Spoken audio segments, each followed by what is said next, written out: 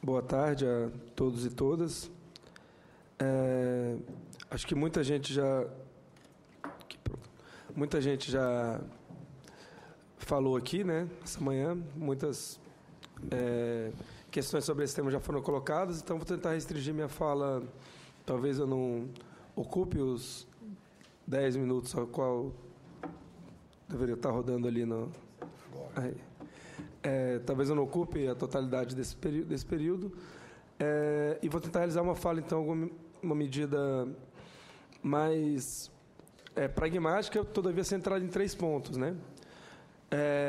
Antes de tudo, de realizar a fala, eu queria aqui apresentar um posicionamento do Movimento Passe Livre, essa casa, posicionamento contrário à redução da maioridade penal, posicionamento contrário ao encarceramento da população jovem negra, das crianças negras brasileiras, um posicionamento contrário a essa medida reacionária e conservadora que tem sido encabeçada pelos piores setores da sociedade brasileira e que está chegando hoje à votação no Congresso Nacional, numa das comissões, medida contra a qual lutaremos com todas as nossas forças e a qual lutaremos também, caso ela se apresente aqui, e esperamos a colaboração da Comissão de Direitos Humanos, que não realize esse retrocesso brutal, genocida, com relação à população negra brasileira.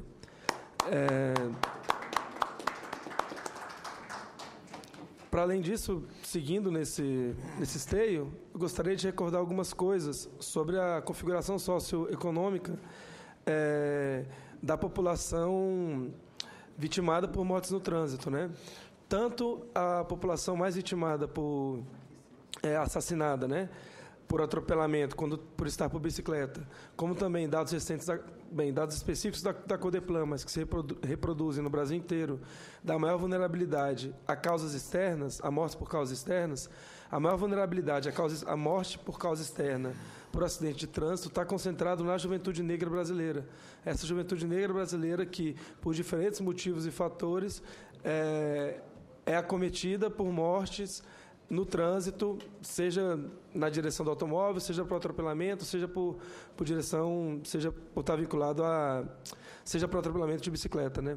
Então, é relevante, em alguma medida, nós compreendermos quem é esse público das mortes no trânsito, quem são essas 50 mil pessoas que morrem anualmente no Brasil por mortes no trânsito, ao qual nós estamos lidando. É uma população negra, é uma população periférica, majoritariamente, e aí nós temos que pensar isso vinculado às políticas destinadas a esse setor. Então, esse sendo o primeiro ponto, tentando dimensionar racialmente esse conflito.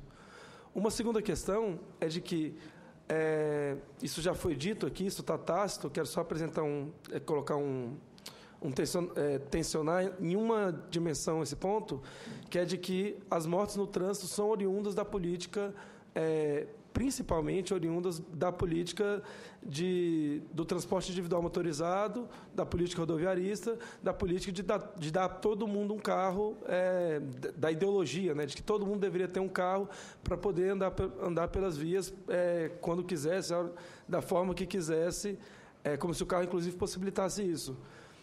Esse tipo de política, queria colocar alguns questionamentos, assim. Isso tem estruturado a economia brasileira pelo menos nos últimos 60 anos. Essa política rodoviarista de vincular a economia brasileira à indústria automobilística. A vincular a economia brasileira ao lobby do petróleo, né? Aos gasolinômetros, né? A vincular a economia brasileira há uma necessária estrutura de consumo que precisa baixar, em alguma medida, o IPVA, etc., essas coisas, para as pessoas poderem consumir mais carros e assim conseguir circular a economia nacional. A economia brasileira está vinculada a uma máquina de assassinato, a um processo de assassinatos e um processo de mortes, uma máquina de guerra que não máquina de guerra como os teóricos apresentam, né? Não como o Deleuze apresentou, mas máquina de guerra como uma máquina de morte, de matar pessoas, né? Máquina de um agente, que tem assassinado a população brasileira e, então, é um problema de saúde pública grave.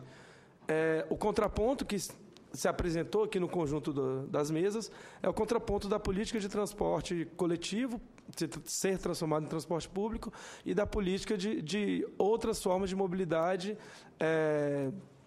como o Irá disse, de mobilidade saudável ou de mobilidade ativa, uma mobilidade que não seja baseada no modelo rodoviarista e não seja baseada no modelo necessariamente motorizado.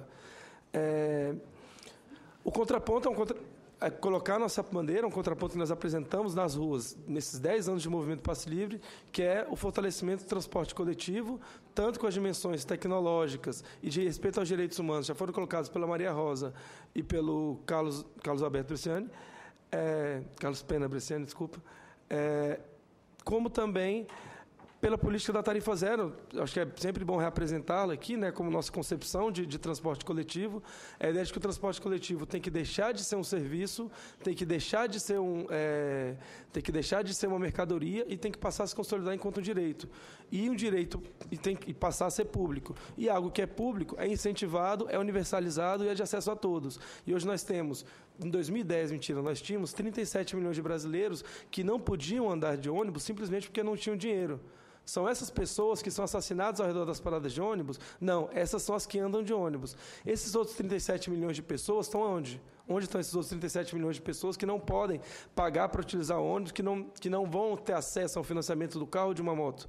As pessoas estão andando de bicicleta, as pessoas estão andando apenas ruas, as pessoas estão jogadas à marginalidade, cometendo delitos, e possivelmente sendo jogadas às cadeias e às prisões brasileiras e, numa busca recente, numa tentativa de acirrar seu encarceramento e aí, voltando ao tema, o seu genocídio. Então, esse tipo, o transporte está vinculado a um tipo de política que é responsável por grande parte das mazelas que nós vivemos nesse país. A política de transporte leva a economia brasileira a um tipo de progresso consumista, um tipo de progresso que desestrutura, ao tipo de progresso que ataca o meio ambiente e que destrutura uma série de relações sociais, é um tipo de política que gera segregação necessariamente, gera violência necessariamente e necessariamente gera morte. Né? Então, a nossa proposta de política de tarifa zero de universalização desse serviço é justamente pensando na dimensão ambiental, na dimensão da qualidade, na dimensão social, na dimensão do desenvolvimento da vida humana e no desenvolvimento nacional e internacional, né? No desenvolvimento dos povos e não no desenvolvimento do capital. Não vou entrar em pormenores aqui da política, só apresentar como ela se vincula ao tema específico que a gente está colocando. Por fim, sei que não se trata propriamente de uma hipocrisia, mas é curioso a gente estar debatendo aqui mortes no trânsito quando essa casa tem se calado sobre um tema essencial à política de trânsito, pelo menos desde dezembro de 2013. Em dezembro de 2013 foi aprovado, dia 4 ou dia 3 de dezembro de 2013, foi aprovado no Congresso a lá chamada PEC 90, que institui o transporte como direito social. Essa proposta de emenda constitucional acrescenta o transporte aos outros 11 direitos sociais que estão presentes na Constituição, a saber, educação, saúde, trabalho, alimentação e uma série de outros. Incluiria o transporte nele, como resposta imediata às mobilizações de junho de 2013. Né? Mais que a resposta às mobilizações de junho, uma compreensão do papel do transporte nas cidades brasileiras, na nossa sociedade. Ela chega aqui dia 11 de dezembro de 2013. Ela entrega essa casa. Por isso eu estava aqui olhando o celular para poder ter essas datas claras. Ela é discutida na CCJ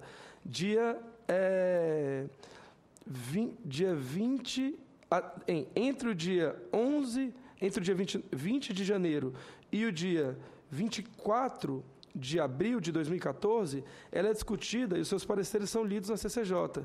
A partir do dia 28 de abril de 2014, ela está na mesa do presidente dessa casa, esperando inclusão na ordem do dia na pauta.